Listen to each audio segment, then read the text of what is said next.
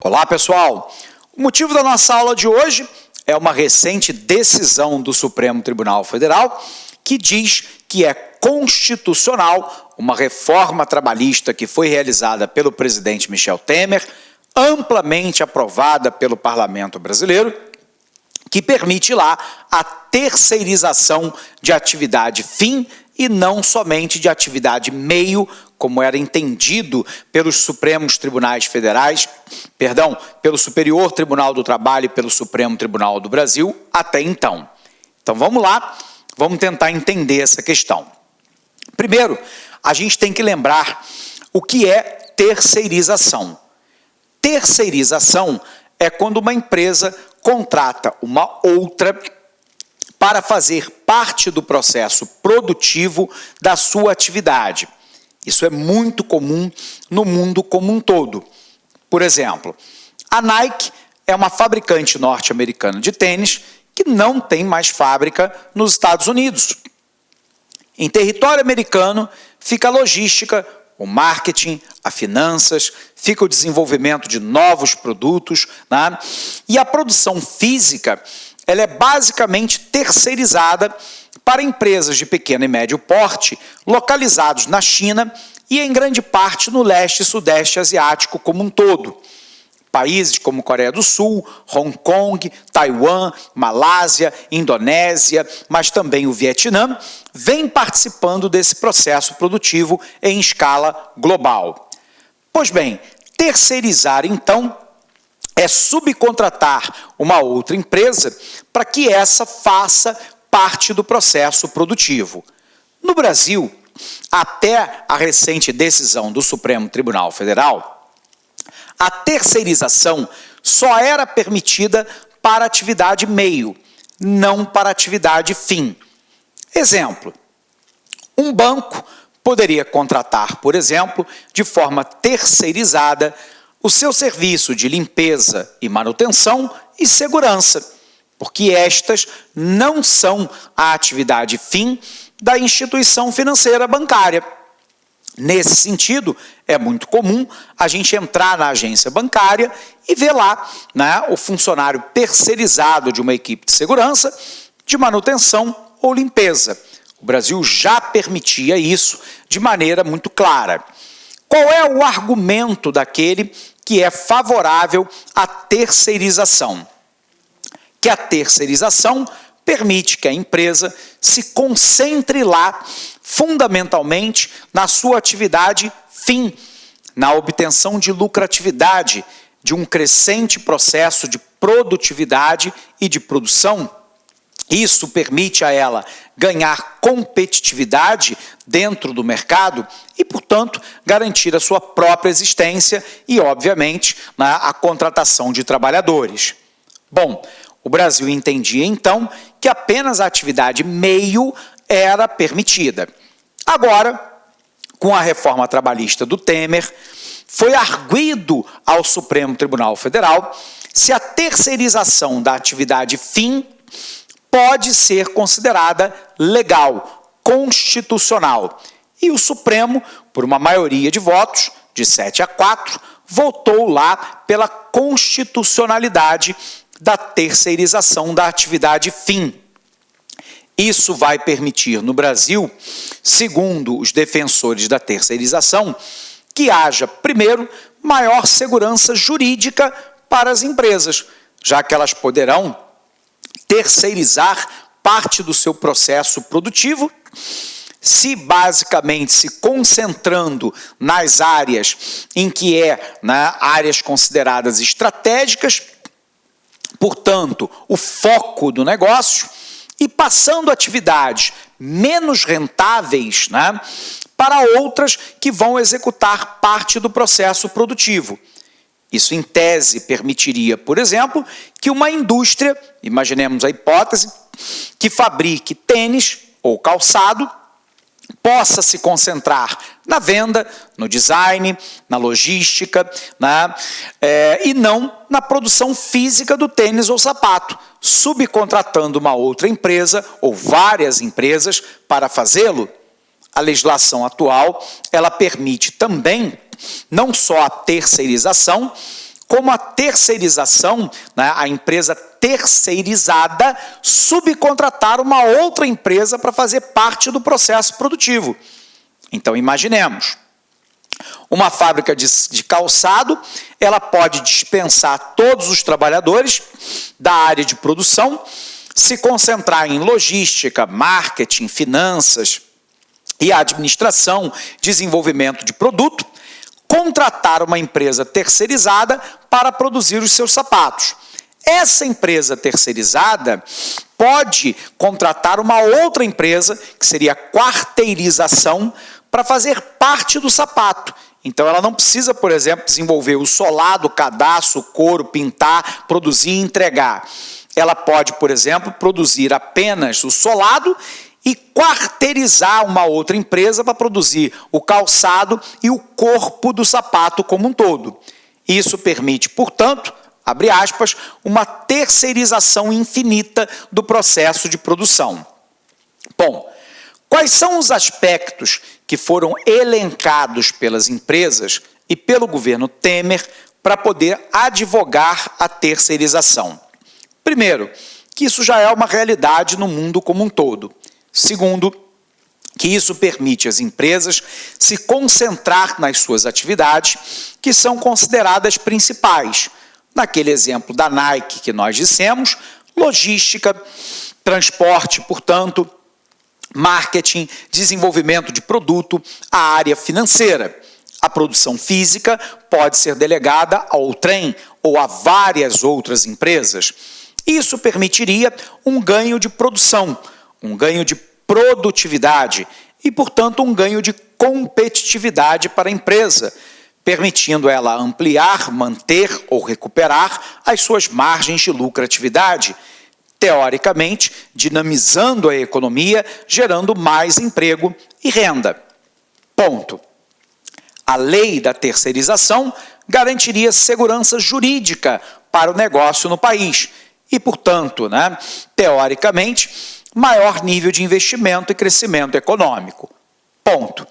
Aqueles que são críticos da terceirização alegam que a terceirização no mundo inteiro provocou queda da massa salarial da classe trabalhadora, precarização das relações de trabalho, muitos casos envolvendo condições análogas à escravidão, enfraquecimento da capacidade dos trabalhadores de reivindicarem melhores salários e melhor condição de vida, e, por um outro lado, uma hiperexploração da força de trabalho, sobretudo da população mais pobre, que não tem capacidade, muitas vezes, de se organizar e reagir aos grandes conglomerados monopolísticos, já que estes podem terceirizar sempre a sua produção para uma outra parte qualquer do país ou do mundo.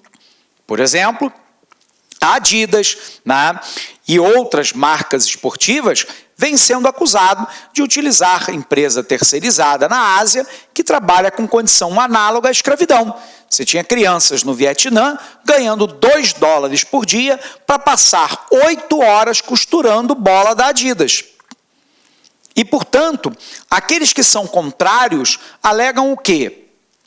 Que, eventualmente, você pode até criar mais emprego, mas você tem uma queda da massa salarial, você tem um enfraquecimento da capacidade de reação da classe trabalhadora, você tem uma precarização das relações de trabalho, você tem uma situação que pode levar a uma escravidão de parte desses trabalhadores, e eles alegam que a questão do crescimento e desenvolvimento econômico tem que ser coadunada a um mínimo de proteção da classe trabalhadora.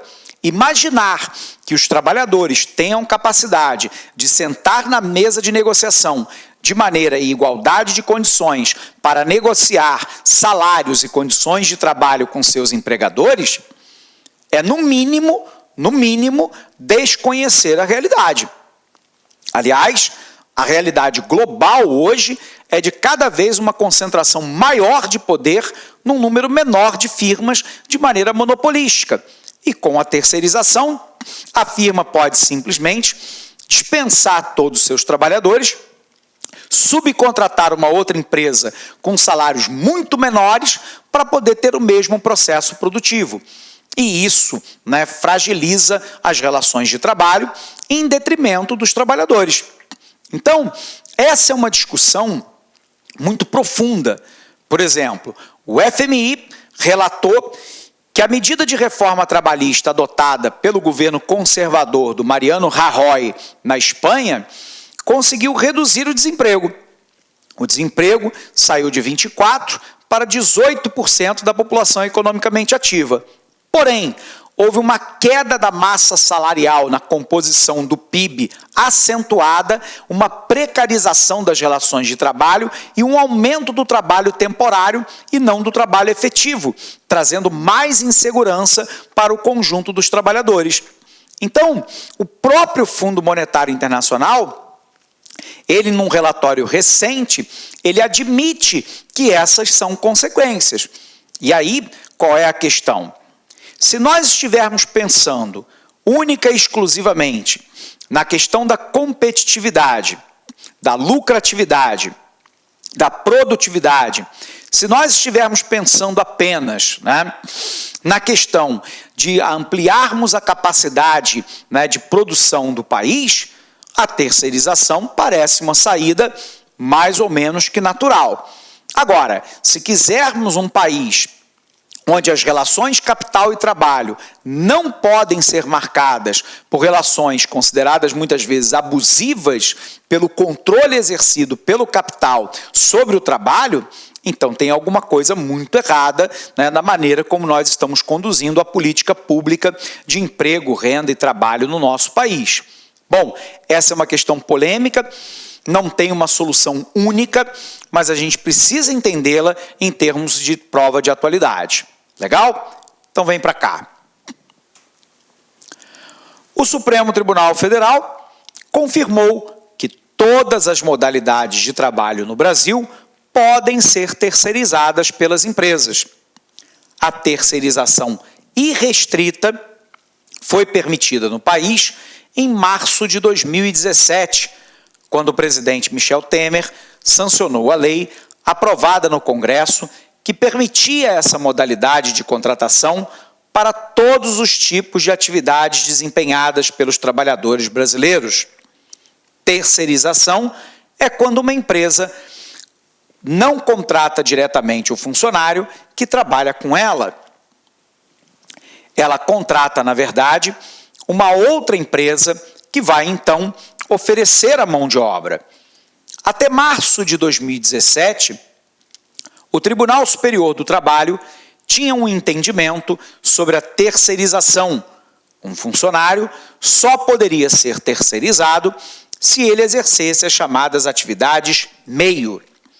O que o Congresso fez foi ampliar essa regra.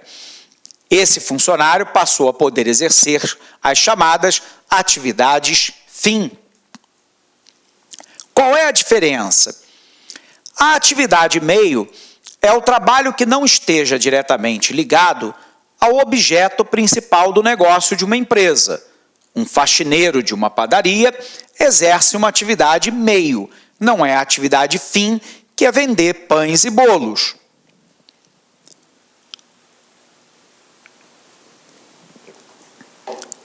Logo, uma atividade fim é o trabalho que tem a relação direta com o objeto principal do negócio da empresa. O padeiro de uma padaria exerce uma atividade fim. Quais são os principais pontos, então, da lei de terceirização? Primeiro, as empresas poderão contratar trabalhadores terceirizados para exercerem cargos na atividade fim, que são as principais atividades da empresa. Isso significa que uma escola poderá terceirizar professores e não apenas os funcionários da manutenção e da limpeza. Trabalho temporário. O tempo máximo de contratação de um trabalhador temporário passou de 3 para 6 meses. O trabalhador que tiver cumprido todo o período só poderá ser admitido novamente pela mesma empresa após 90 dias do fim do contrato. Quarteirização. A empresa de terceirização terá autorização para subcontratar outras empresas para realizar serviços de contratação, remuneração e direção do trabalho, que é a chamada de quarteirização. É facultativo à empresa contratante oferecer ao terceirizado, ao mesmo tempo, tratamento médico e ambulatorial dado aos seus empregados, incluindo o acesso ao refeitório. A empresa é obrigada a garantir a segurança, higiene e salubridade de todos os terceirizados. Em casos de ações trabalhistas, caberá à empresa terceirizada, que contratou o trabalhador, pagar os direitos questionados na Justiça. Se houver condenação, se a terceirização não tiver dinheiro ou bens para arcar com o pagamento, a empresa contratante, que contratou o serviço dos terceirizados, será acionada e poderá ter bens penhorados pela Justiça para o pagamento da causa trabalhista. Na Previdência, o projeto aprovado segue as leis previstas pela Lei 8.212 de 91. Com isso, a empresa contratante deverá recolher 11% do salário dos terceirizados para a contribuição previdenciária patronal e a contratante poderá descontar o percentual do valor pago à empresa terceirizada. Quais são as razões, então, para a terceirização apontadas pelo empresariado? Primeiro, trazer inovações para o negócio, suprir o aumento de demanda, aumentar a qualidade dos serviços, mas o objetivo-chave seria focar as questões do negócio e reduzir custo. Então, nós temos 72% do argumento focado em apenas 2 itens: reduzir custo e focar as questões do negócio. Bom, o que defende quem é favorável à terceirização? Que vai haver um aumento na geração de empregos, que as empresas e as indústrias brasileiras vão aumentar a competitividade, que a medida irá contribuir para o país sair da crise, que vai aumentar a formalização da mão de obra. O conceito de atividade fim é vago e causa muita divergência no judiciário. Quem é contrário diz o quê? Que haverá um retrocesso das leis trabalhistas, que as atividades serão precarizadas, que os salários serão reduzidos, que o trabalhador ficará desamparado e que as pessoas serão demitidas e recontratadas como pessoa jurídica, causando, então, claramente uma perda de parte dos seus direitos trabalhistas. Legal? Bom, pessoal, nós encerramos essa aula por aqui. Um abraço forte para você, bons estudos e até o nosso próximo encontro. Olá, meus amigos! E aí, gostou da nossa videoaula? Ótimo, bacana. Então, estou aqui mais uma vez para convidar você a adquirir o material de apoio aí. A gente está pedindo aí uma contribuição simbólica aqui da Lá Concurso por R$ 29,90, né? Todos os PDF, mais essa metodologia aí fabulosa do Personal Coach. Eu vejo que muitos alunos não conseguem ter alta performance porque não conseguem elaborar um plano de estudos, né? Uma sequência coerente, prioritária. Ele vai se perdendo no conteúdo. Então, o Personal Coach vai te ajudar bastante nisso por apenas R$ 29,90. E, claro, a chamada daquela cerejinha do bolo que vai coroar a sua preparação para esse concurso inédito aqui da PM Bahia. O nosso super aulão de véspera. Tá? Aqui estão os professores aqui, já estão todos eles contratados, combinei com todo mundo já, 30 horas, né? Cada professor vai gravar blocos de 30, por exemplo, vou pegar aqui o professor Edenilson, né? 2 horas, então ele vai ter 4 blocos aí, tá? 4 blocos de 30 minutos, né? Isso aqui não será disponibilizado no YouTube, será lá na nossa plataforma do Lá Concursos, um link está aqui para você fazer a sua inscrição, né? Por apenas R$ 49,90, tudo bem, gente? Então, um forte abraço, espero vocês. Tchau, fui! Clique lá.